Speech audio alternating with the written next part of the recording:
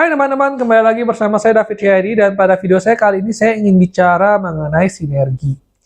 Apa itu sinergi? Saya juga lupa ya. Terus terang saya belum ngecek definisi resminya.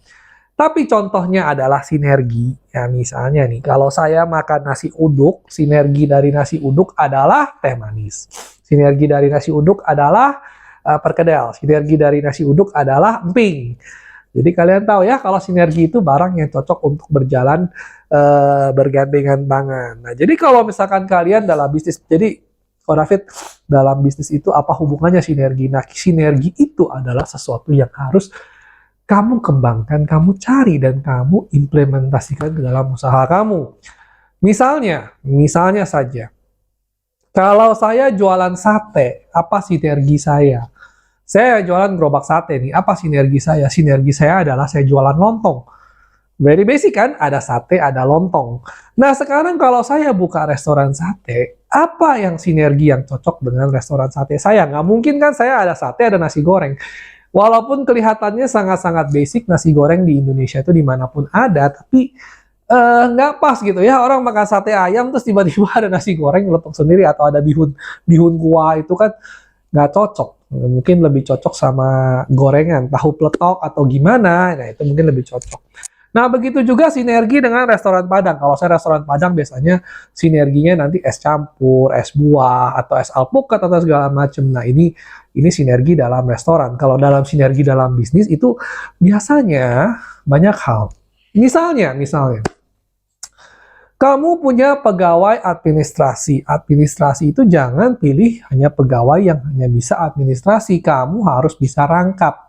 Misalnya perusahaan saya tidak terlalu sibuk. Ya kan? Jadi orang admin saya harus bisa jadi rangkap, jadi kurir. Dia harus bisa mengendarai motor. Ini misalnya saja ya. Misalnya saja. Jadi kalau misalkan saya butuh, saya tidak perlu hire satu orang kurir dan satu orang administrasi, satu orang penerima tamu segala macam. Kalau bisa itu semuanya dirangkap. Nah itu namanya sinergi. Jadi kamu resepsionis iya, rangkap administrasi iya, rangkap kurir iya, rangkap segala macam iya. Nah ini kalau perusahaan kecil itu biasanya memang rangkap-rangkap ya. Kita tidak punya sumber daya yang cukup untuk misalnya, wah ini ada bagian ini sendiri bagian ini. Nah, tapi kalau semakin besar, tentu saja sinergi perusahaan besar itu mereka sudah beda ya. Kalau misalnya di sinergi perusahaan multinational company, mungkin sinergi mereka itu sudah buka industri baru. Misalnya saya adalah produsen Indomie. Sinergi saya adalah bikin perusahaan, anak perusahaan yang bergerak di bidang kardus. Kenapa?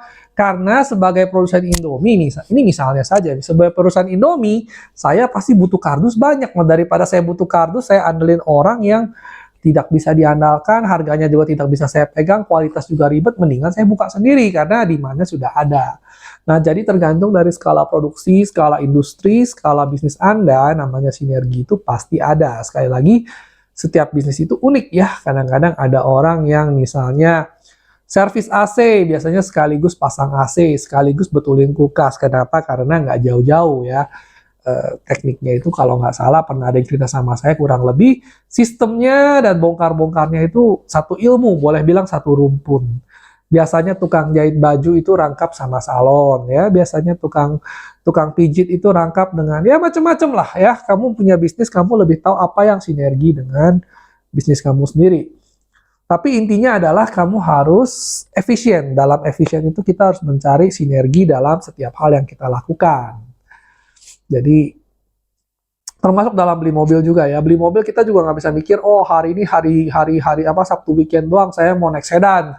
Saya juga harus mikirin nanti anak saya, nanti bawa suster, bawa segala macam, bawa istri, bawa mertua segala macam. Akhirnya pilihan jatuh mungkin ke mobil yang lebih ke arah SUV misalnya. Nah itu adalah sinergi. Jadi mobil ini dipakai buat itu bisa, dipakai buat ini bisa, sesekali dipakai buat ngirim barang juga masih bisa. Jadi itulah namanya sinergi. Jadi harapan saya ya video saya akan menyadarkan kalian kalau misalkan di tempat usaha kalian tuh masih banyak yang sinerginya belum berjalan. Misalnya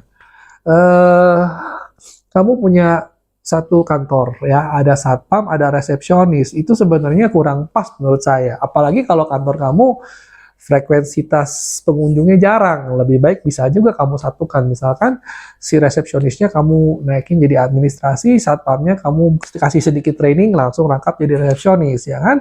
Nah, jadi ya ini contoh aja, tapi maksudnya banyak hal tuh yang sebenarnya tuh bisa kembali dirampingkan dan bisa diefisiensikan. Itu hubungannya dengan nanti headcount ya.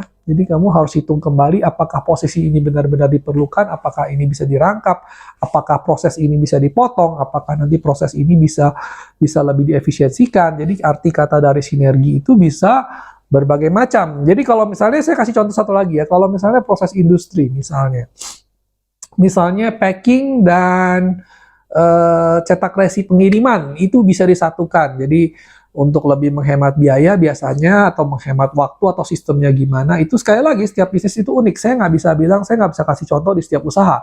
Saya harus lihat dulu usahanya gimana dan saya harus hitung dulu apa yang bisa saya rampingkan, apa yang tidak boleh dirampingkan.